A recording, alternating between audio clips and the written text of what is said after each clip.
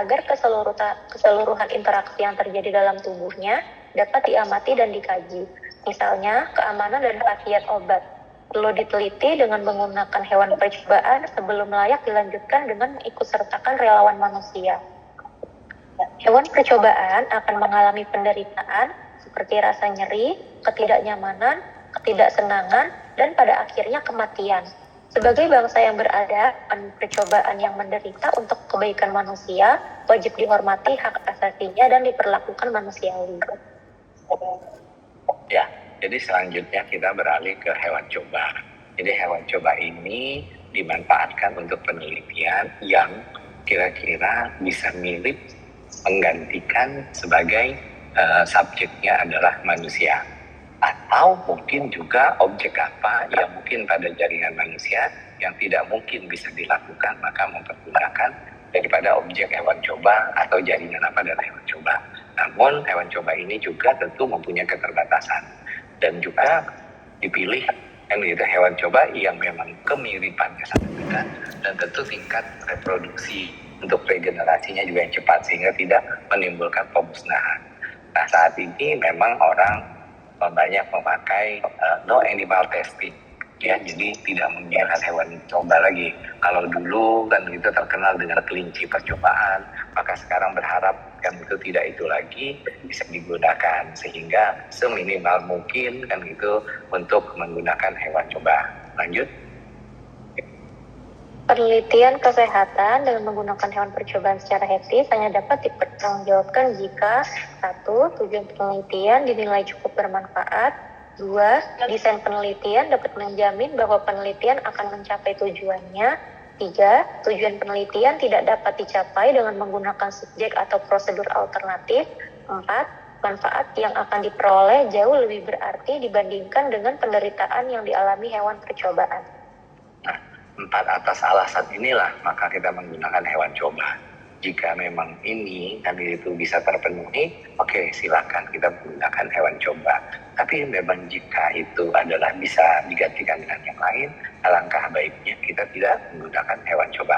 Apalagi bahan-bahan yang dipakai itu sudah terbiasa dikonsumsi oleh manusia, kan itu. Jadi pemanfaatan. Contoh pemanfaatan bahan alam itu yang sehari-hari, misalnya penggunaan tanaman herbal ataupun bahan-bahan lain yang mengandung yang ada di sekitar alam kita, yang biasanya itu dikonsumsi menjadi suatu kebutuhan kehidupan sehari-hari oleh manusia, itu saya pikir, atau bukan saya pikir, memang sudah ada ketentuannya bisa langsung digunakan.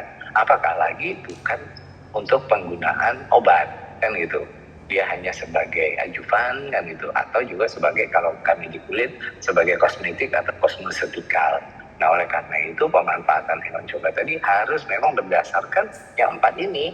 Memang jika memang itu tidak memenuhi yang seperti ini, maka alangkah baiknya kita langsung saja kepada subjek atau objeknya yang bisa merupakan suatu gambaran yang lebih realistik untuk bisa dikerjakan sebagai objek penelitiannya. Lanjut. Beberapa prinsip dasar adalah sebagai berikut. 1.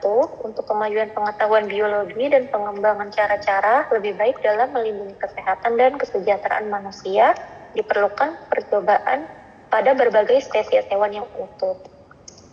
Kedua, hewan yang dipilih sesuai spesies, mutunya, jumlahnya hendaknya sekecil mungkin, namun penelitiannya absah secara ilmiah. Ketiga, peneliti dan tenaga kerja lainnya harus memperlakukan hewan percobaan sebagai makhluk perasa, memperhatikan pemeliharaan dan pemanfaatan serta memahami cara mengurangi penderitaannya. Yang keempat, peneliti harus menganggap bahwa prosedur yang menimbulkan rasa nyeri tadi manusia juga menimbulkan rasa nyeri pada spesies bertulang belakang termasuk primata. Ya, ini prinsip dasar dalam hal penggunaan daripada hewan coba. Nah, jika prinsip-prinsip itu kita jalankan dengan baik, tentu kita bisa punya rasa pri kehewanan kan gitu ya, atau pri kemanusiaan di kita kan gitu biasanya.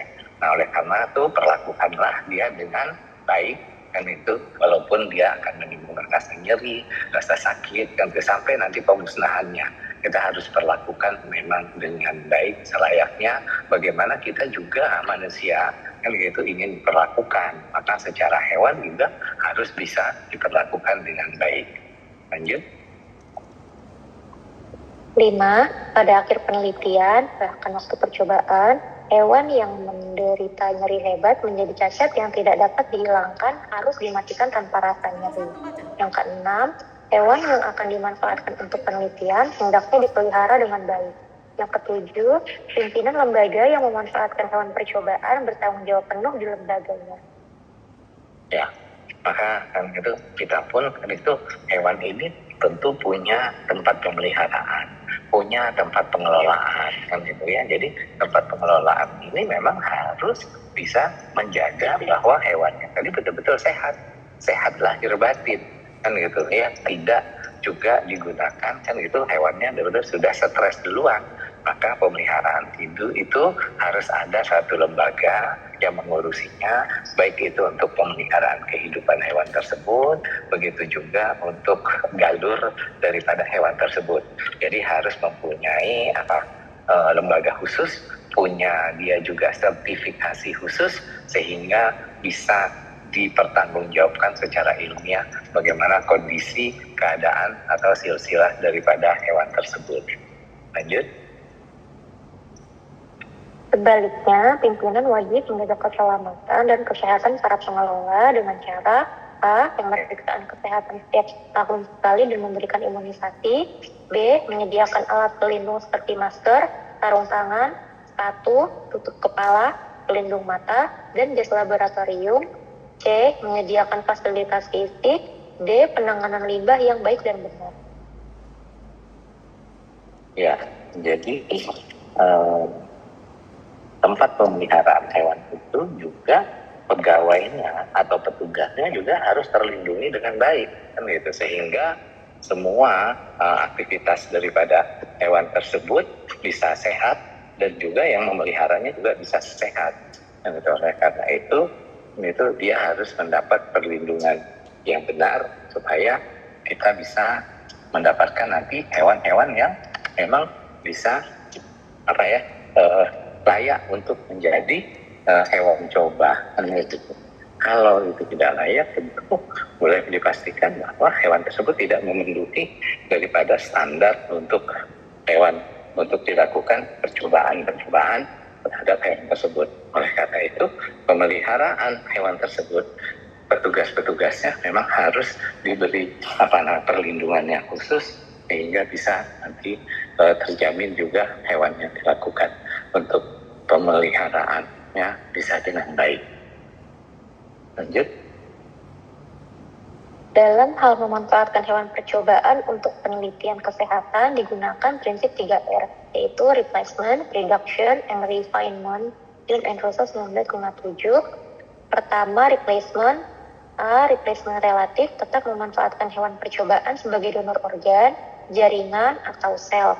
B. Replacement absolute, yaitu tidak memerlukan bahan dari hewan, melainkan memanfaatkan galur sel atau cell lines atau program komputer. 2. Reduction, mengurangi pemanfaatan jumlah hewan percobaan sehingga sesedikit mungkin dengan bantuan ilmu statistik, program komputer, dan teknik-teknik biokimia. Yang ketiga, refinement, mengurangi ketidaknyamanan yang diderita oleh hewan percobaan sebelum, selama, dan setelah penelitian, misalnya dengan pemberian analgetik. Ya, jadi dalam hal memanfaatkan hewan coba tersebut, kita harus memegang prinsip 3R, kan gitu ya. Jadi 3R ini menjadi satu dasar, kan yaitu bahkan ada yang menambahkan 4R, kan gitu, bisa menjadi satu prinsip dasar kita untuk mempergunakannya. Kalau 4 atau 3R ini tidak terpenuhi, maka boleh dikatakan kita tidak layak menggunakan hewan tersebut. Nah, oleh karena itu ini padahal satu komitmen yang sudah lama kan gitu disepakati kan gitu. Oleh karena itu kan itu kita nanti mungkin kalian di penelitian-penelitian ada yang menggunakan hewan coba, atau mungkin nanti untuk di tingkat profesi atau juga di tingkat S3 selanjutnya pasti ada nanti menggunakan hewan coba ini kan itu. Penuhilah aturan-aturan yang ditetapkan. Karena kalau tidak, persyarat itu hanya sekedar saja, beberapa nanti tentu tersandung sewaktu kita melakukan publikasi. Juga kalau yang memang baik, dia punya ethical clearance, akan banyak pertanyaan dan pertanggungjawaban kenapa kita menggunakan hewan coba. Lanjut. Ya, baik. Mungkin itu dulu yang bisa saya sampaikan, atau ada yang perlu kita diskusikan, persilakan.